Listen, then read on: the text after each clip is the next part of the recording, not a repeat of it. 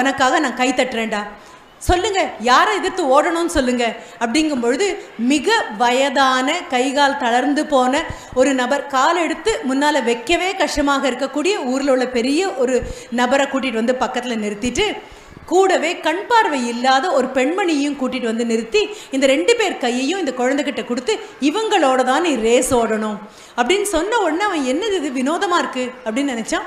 1 2 3 சொல்லியாச்சு. அவங்க 2 பேர் கையும் உதறிட்டு குழந்தை மறுபடியும் முன்னால் வந்து நின்றுட்டான். ஊரே கூடி இது நாள் வரைக்கும் கைத்தட்டின ஊர், ஆஹா ஒன்ன மாதிரி உண்டான்னு கொண்டாடின ஊர், இப்படிப்பட்ட ஒரு ஃபாஸ்டஸ்ட் ரன்னர் ஒலிம்பிக் வரைக்கும் போயிடுவோம் போல இருக்கு அப்படின்னு பாராட்டின அந்த ஊர் இப்போ யாருமே கைத்தட்டல, யார் முகத்துலையுமே புன்னகையே இல்லை. திரும்பி ஆசிரியர்கிட்ட வந்து கேட்குறான், நீங்கள் என்ன பண்ணினீங்க? இது நேரம் வரைக்கும் கைத்தட்டினவங்கெல்லாம் கை தட்டுறதை நிறுத்திட்டாங்க, என்ன நீங்கள் பண்ணீங்க? எனக்கு எதிராக என்ன பண்ணியிருக்கீங்க?